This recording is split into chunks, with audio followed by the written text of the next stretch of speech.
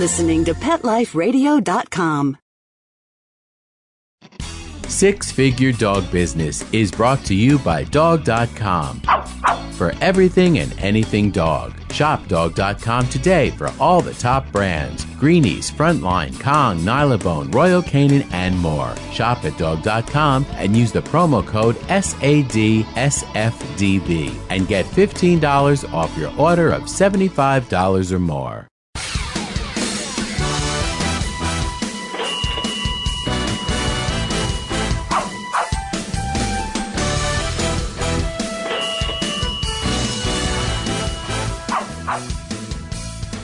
Well, hello and welcome to Six Figure Dog Business on Pet Life Radio. I am your host, Ty Brown of SixFigureDogBusiness.com. Now, this is the show where we teach you how to start or grow your dog-related business to a healthy six-figure per year profit. Now, today on the show, I'm really excited because we're going to be speaking with Marcia Yudkin. She's not from the pet industry, but she's got some information that is going to blow your mind as far as how you can take your marketing to the next level. So stay right with us. We're going to be back with Marcia Yudkin.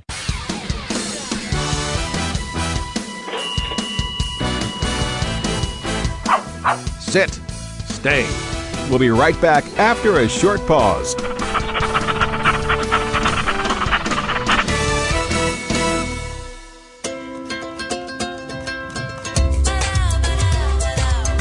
At Petco, we really love pets. There isn't anything we won't do to make sure they're getting the best products and the best care.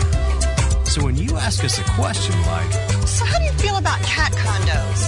We can say from experience, feels like home for her.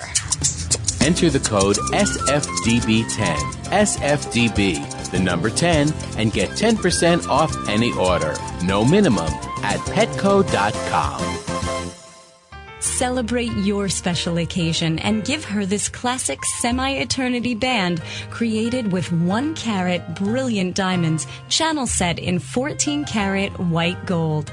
Exclusively yours from ice.com. Free shipping over $150, free returns, and 30-day money-back guarantee. Go to ice.com and use promo code ACTFP and get 20% off your purchase. Or use promo code ADTFP and get 20% off at diamond.com. Ice.com or diamond.com. Get 20% off from Pet Life Radio. There's a movement afoot, ShoeBuy.com. Join the millions of people who shop ShoeBuy.com's over 400 brands and 500,000 products. Order now and get free shipping and free return shipping. ShoeBuy.com, the world's greatest shoe store. Walk your dog in style and comfort. Enter the code SFDB at checkout and get a 10% discount plus free shipping at ShoeBuy.com. This year, Americans are expected to spend a jaw-dropping $36 billion on their pets. From lighted leashes to high-end spa products, the discriminating pet owner can find just about anything to pamper his or her pet. Hi, this is Michelle Fern. Join me every week for Best Bets for Pets, where we'll talk about the latest pet products and talk to the companies that make them. Best Bets for Pets, every week, only on PetLifeRadio.com.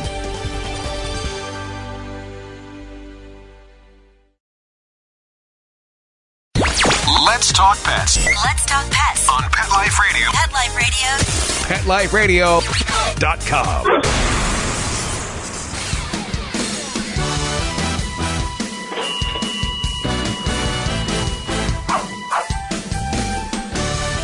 Okay, and we're back. In the intro, I teased it a little bit. Today we've got with us Marcia Yudkin, and I want to say a big welcome to you, Marcia. Thanks for being on our show. Thank you, Ty. And now, I mentioned before that you're not from the pet industry, so for those that haven't heard of you, can you give us a brief intro? Who are you? What do you do? How do we find out about you? That type of thing.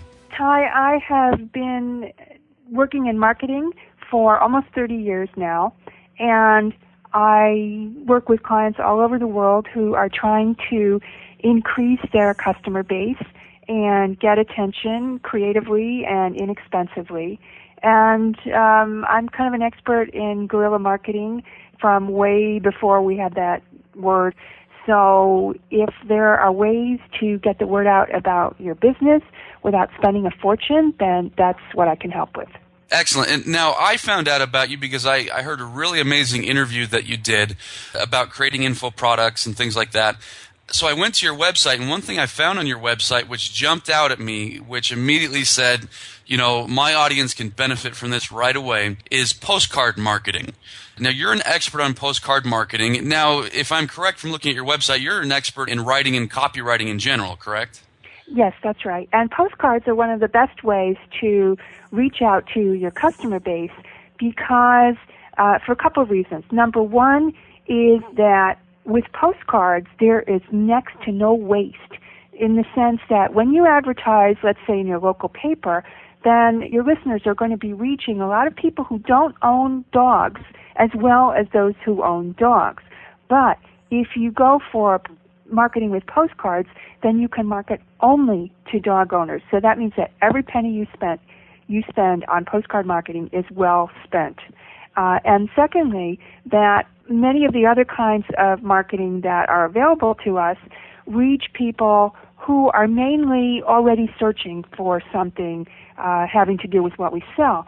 But direct mail, postcards, go out to people who are our potential customers and can reach them even if they're not thinking that they're in the market for whatever it is that you sell.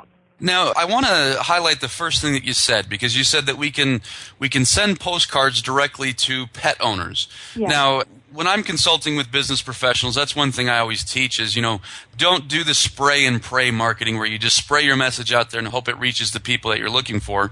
So you're saying that we can actually get our postcards in the hands of pet owners. How are we going to find a list of local pet owners to be able to mail to? Well, there are 4 ways that I can suggest that you can find lists of local pet owners, and these are very, very powerful. And the first one may be free, depending on the policies in wherever the pet owner lives. And so method number 1 is going to the town hall, and in any community that requires dog licensing, the dog owners, the people who have registered their dog licenses, that is public record, and you are entitled to look up who owns dogs in your community. And you want to find out, okay, what is the procedure for getting a list of all the people in each community who own dogs. And that list might be provided to you for free, or there might be a small but reasonable fee for getting that list in the form of a database that you can then use to send out your postcards. So that's method number 1. Okay. Method number 2 is finding magazines that dog lovers and dog owners tend to subscribe to, and then renting a list of the magazine subscribers that are within certain zip codes. So again, anybody who subscribes to Dog Fancy or some other dog magazine is only going to do so if they're really, really keen on dogs, and most likely they own one. So do we just go to dogfancy.com or Dog Yes. Fancy the magazine and call them and say, hey, do you have a list? And they'll provide it? And find out. Now, they might have a minimum of the number of names that they will be willing to give to you. I don't know what their policies are, but you can find out.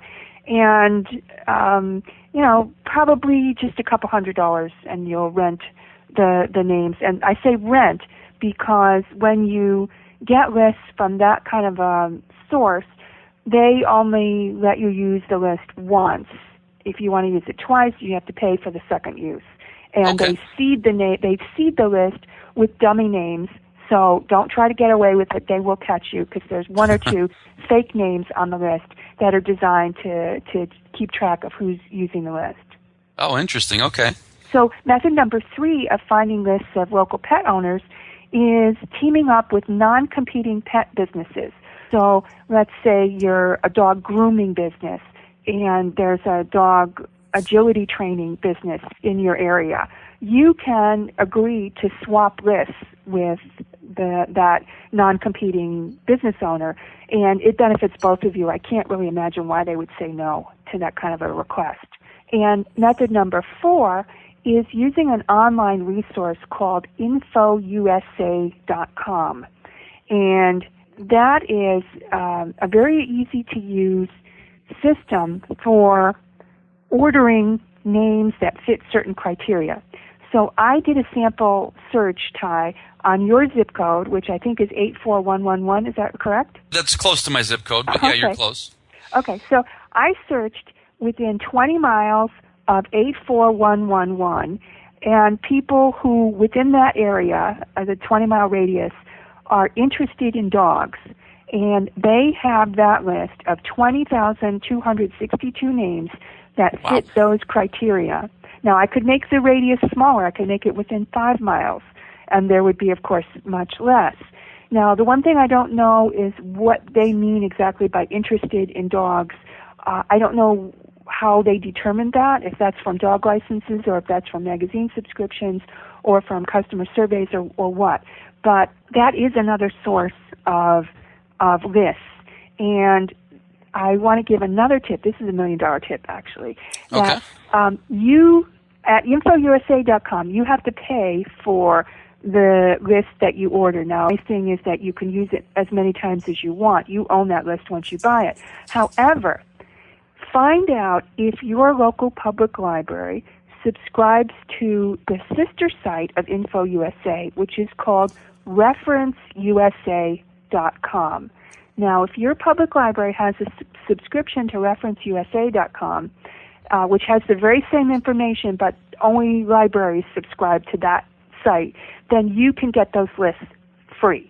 Really? That would be huge, because I imagine, I've actually purchased lists off infousa.com before, and they're not super expensive, but it's also not a cheap endeavor. And so to be able to get that information free, that would be, you're right, that would be amazing. So just to kind of recap, you can go to the town hall, depending on, the local laws. You can go to dog lover magazines, you can joint venture with other pet businesses, or you can just simply buy the list from InfoUSA or referenceusa.com at the library, right? Yes, that's right. I mean, that's amazing. And that was one of the things that when I first saw your postcard marketing course that you offer on your website, that was a thing that kind of, okay, how do you get the list of people to mail to? I was curious about how that, how you would do that. And so this is awesome that you've got some free. Now, if you go to InfoUSA for, residential or just consumers, is it going to be pretty expensive, do you think?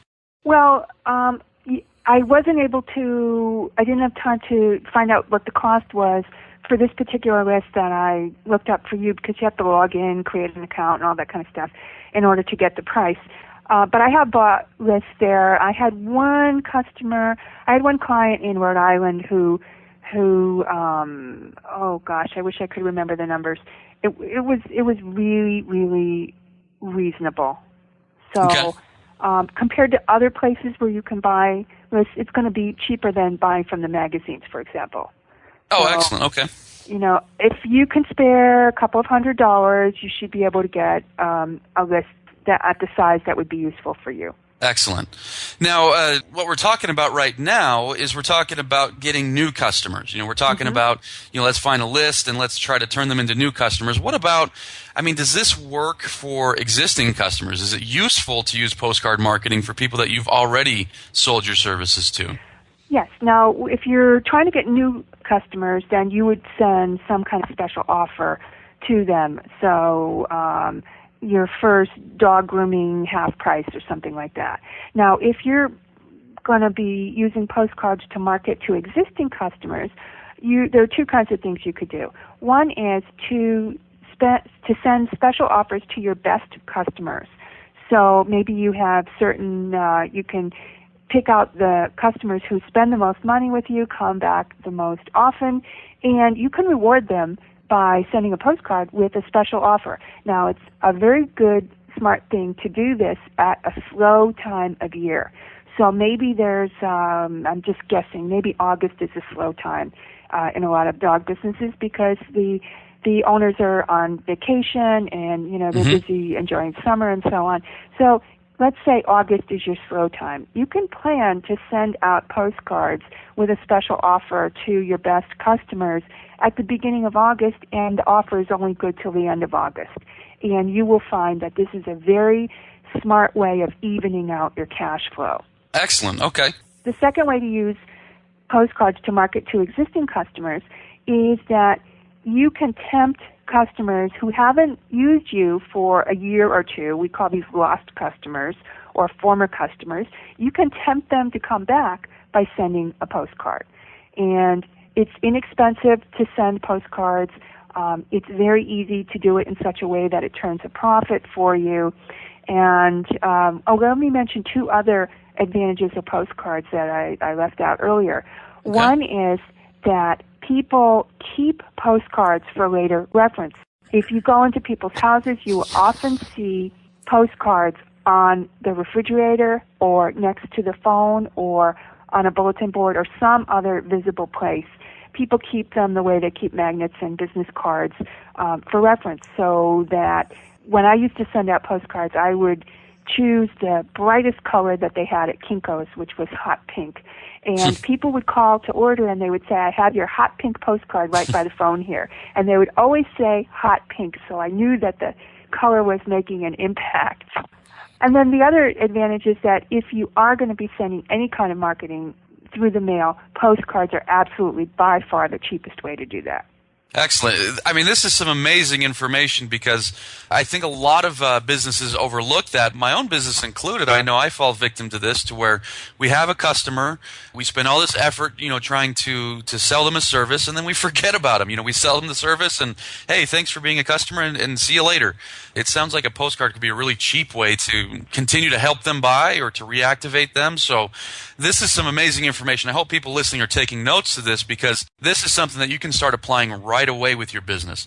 Now, we're going to go into a break right now, but when we come back, I'm going to pick Marcia's brain about how should we actually be designing an effective postcard? What do we need to put on these things to make sure that they actually turn into real dollars in our pockets? So stay right with us. We're going to come right back.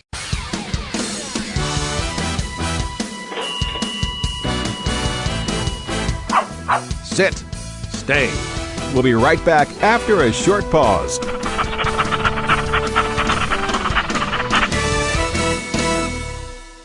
Love your pets but wish their medications were a lot less expensive? They are at 1-800-PET-MEDS. You'll not only save on flea and heartworm medications, but on prescriptions for arthritis, incontinence, thyroid, and more. And you get fast service, free shipping, and a 100% satisfaction guarantee. Plus, our licensed pharmacists ensure accuracy, monitor drug interaction, and more. See why over 5 million people have trusted their pet's health to 1-800-PET-MEDS, America's largest pet pharmacy. Call now or order online. Go to petmeds.com/SFDB to get 10% off any order and free shipping on orders of $39 or more at petmeds.com. FTD's network of over 40,000 florists around the world have been creating beautiful handcrafted arrangements for 100 years. Each arrangement is delivered the same day and backed by FTD's 7-day satisfaction guarantee. For a century, people have trusted their most important occasions to the flower experts at FTD. Since Pet Life Radio is all about puppy dogs and flowers, our listeners, that's you, can get a 20% discount on your order. Just go to fluorop.com and use the code SFDB1234 at checkout. FLEUROP.com, code word SFDB1234.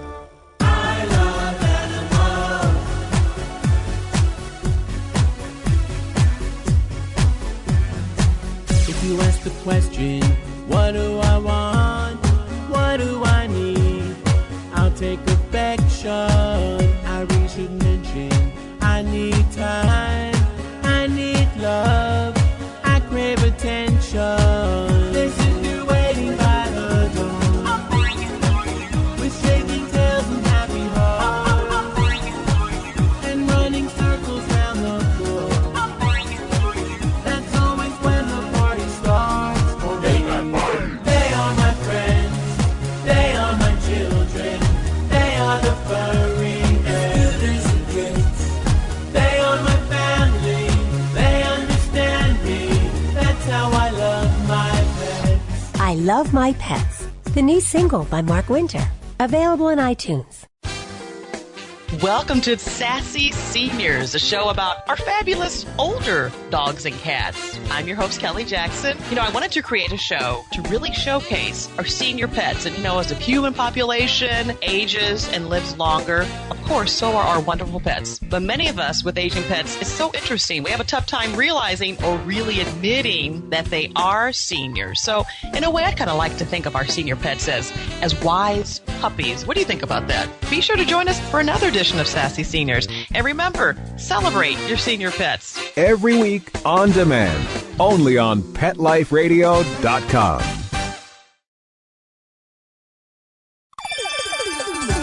Let's Talk Pets on PetLifeRadio.com.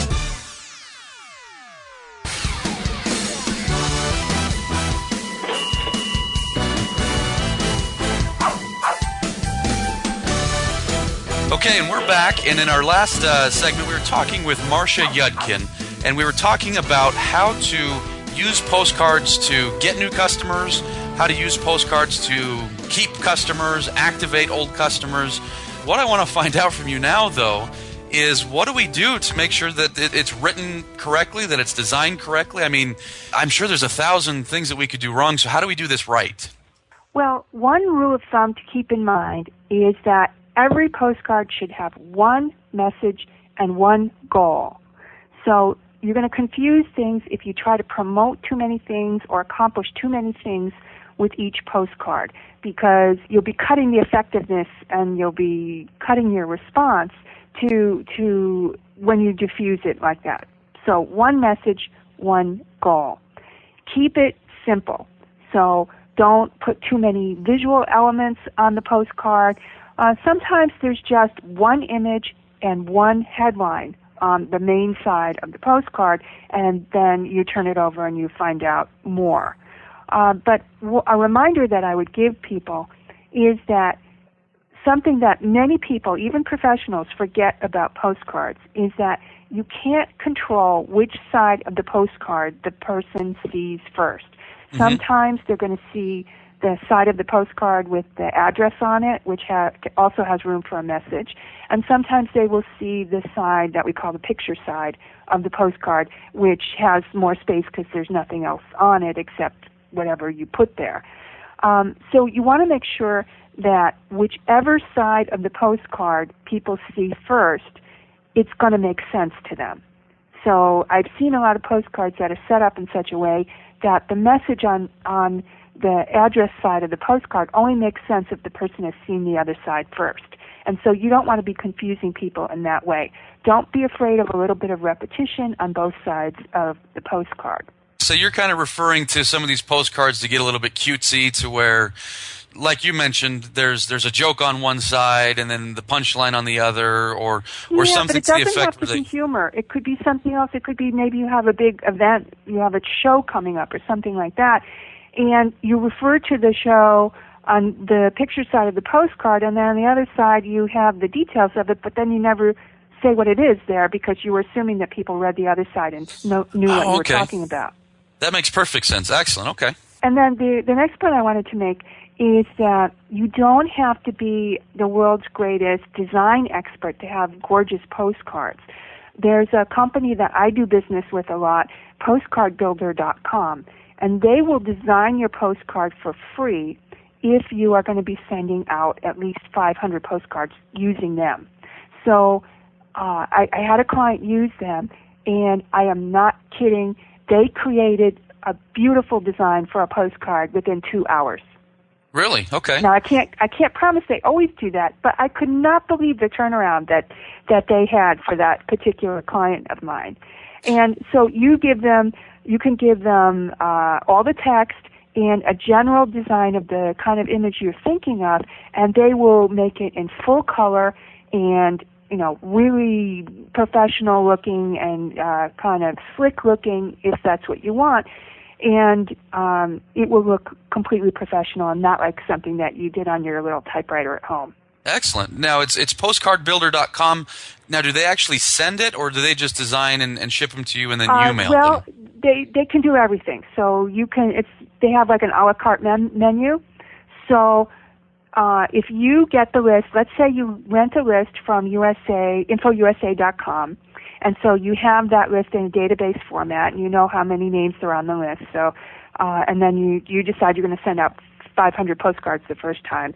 So you have them design the postcard, and there's no exchange of money for that. And then when the postcard is ready to go, you never have to touch it. You just upload your database to them, tell them when you want them to send it, and they will take care of sending all the postcards out for you, and they will put you on the list so you receive a postcard at the same time that your customers are receiving the postcard. That's awesome. I mean, it doesn't sound like it gets a whole lot easier than that. It couldn't be easier. I was doing postcards back in the days when I had to go to Kinko's, I had to lay it out, I had to design it, I had to get my own postage permit to send things by bulk mail or discounted first class mail. And I would get the labels, and I actually sat there in front of the TV putting the labels on the postcards and taking them back to the post office. And it was a lot of time and effort, and you don't have to do that. That's awesome. Now, I imagine a lot of people listening to this are saying, okay, that's great, but I'm on a budget. If I'm going to put a couple $100 into getting my list, I'm going to put, send 500 postcards out there. This is going to be real money. What kind of response can we expect from something like this? Well, it will vary according to the offer you have on your postcard. Now, that's something that's important to remember that I haven't mentioned yet. You don't want to send out a postcard that just says, "Hi, we exist. Hello," in effect. Yeah. That's a "hello, I exist" message. That doesn't work. You want to have an offer. So what would be an example of an offer, Ty, that you have used? What I'll often do is an offer for a low-cost consultation. As a dog trainer, a consultation in somebody's home might be $200, $250. In order to just get from the door, I might offer a low-cost consultation with the idea that I'm going to try to sell them more on the back end. Yeah, so let's say that your offer might be, I'll come to your house, meet your dog, and give you suggestions for dealing with your number one dog-related challenge, dog training challenge, for a half an hour for just $50. But you only get it if you respond by such and such a date. So that's a classic kind of offer. So you include the urgency. You've got to respond by this time. Excellent. Okay. Okay. So if you have an offer on the postcard, then a good rule of thumb is to expect a 1% response. I know that seems absurdly low, but people are busy and they might be interested, but they're not prepared to act right now, so they don't call, they don't order. The rule of thumb is if you can break even with a 1% response, then go ahead and do it. If not, if you are going to lose money with a 1% response, then it's not worth sending the postcards. Okay. So let's take me as an example. Let's say I'm going to promote my training company, and I send out 1,000 postcards, and I get a 1%, which is going to be 10 new clients. Each one is going to be giving you $50, so that's $500. Right? And then let's say I close half of them into a $700 training program. There's another $3,500, and so I just made $4,000. That's a big moneymaker for you because sending out 1,000 postcards will cost a couple $100. Really? Wow. Okay. And so yeah, if I can create $4,000 of revenue or thereabouts from a few $100s, yeah, that seems pretty good in my book. Yeah. My best success story is the guy who was in robotics and, highly technical field. He sent out 250 postcards to a very select group of prospects. He got 2 orders. One was for $40,000 and the other was for $200,000. Wow. And so by spending about $100, he got $240,000 worth of business. That's amazing. So I don't think your dog business owners are working with those kind of project numbers, but still, just to show you what postcards can accomplish. Well, yeah, just looking at our little example of using my company, even if I received a 0.5% response, I'm still going to make some decent, some good money off of that. And that doesn't even take into account that later on I might try to sell them dog food. I might try to sell them, some daycare, or, I might try to sell them additional things in the future now that I've acquired them as a client. Mm-hmm. So I can see how, like you mentioned, 1% doesn't sound like this big number, but when you look at it in terms of real dollars, it seems like, a 1% response can be pretty huge. Yes. Good. Excellent. Okay. And so, to kind of finish up here, you've talked about a ton of things that we should be doing. This is how we should be getting a list. This is who we should be sending it to. This is how we should be setting up the postcard, etc. Can you tell us some things that we want to not do? What are some common pitfalls? Well, one that I've seen that, again, even professionals do this, and I think the reason for this is that it's not at all intuitive, that this is a problem, and you would only realize it if you look at a lot of postcards that you receive in the mail and you test your own postcards. But in the United States, the Postal Service often puts their own barcode either stamped on the piece of mail or on a little sticky label along the very bottom edge of a postcard. Okay. And so what this means is that you can't put your contact information in that bottom half inch of the postcard on the address side because it will get covered up by the barcode. Okay. And this is a hard mistake to remember because traditionally in marketing, when you have what we call the call to action, you put it at the end. So, of course, it would be logically at the bottom. That's where you want to put it.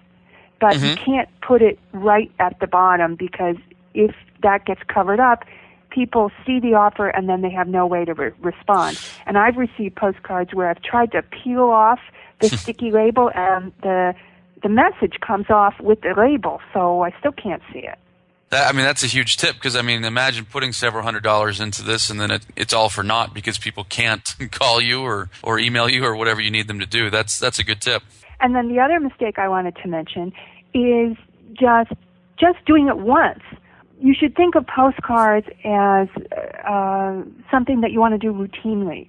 So first you want to test, okay, and if the first try goes well, then you want to do it again. You want to set up a schedule of sending out postcards 4 or 6 times a year. Some business owners do send out postcards every month. Okay. And it would be a different offer, maybe to a different segment of their list, and maybe sometimes to new customers, maybe sometimes to existing customers.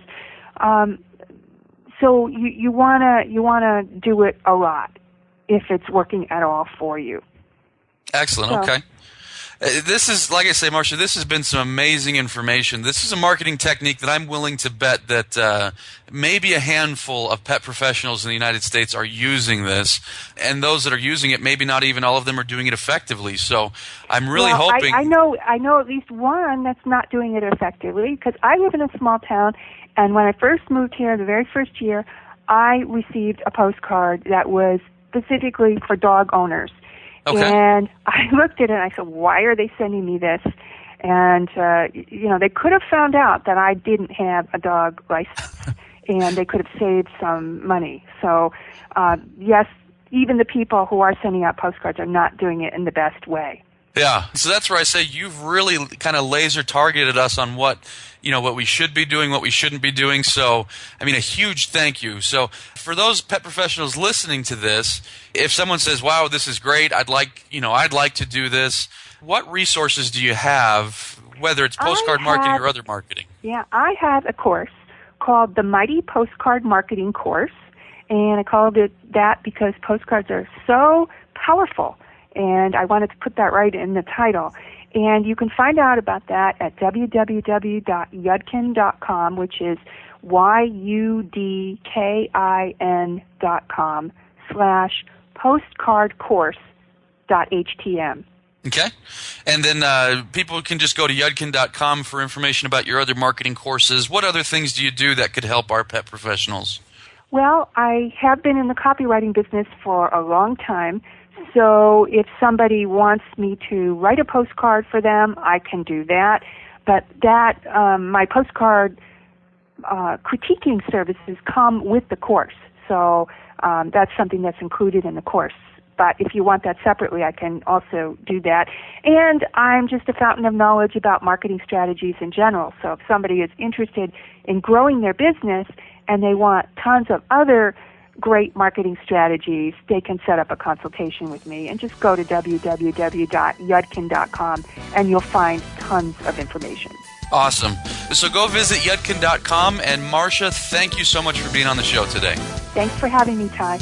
Okay, for those of you listening, if you have any questions, comments, or ideas for a show, just email me at ty@petliferadio.com or visit my website, sixfiguredogbusiness.com. Thanks so much for listening, and we'll talk to you soon. Let's Talk Pets, every week on demand, only on PetLifeRadio.com.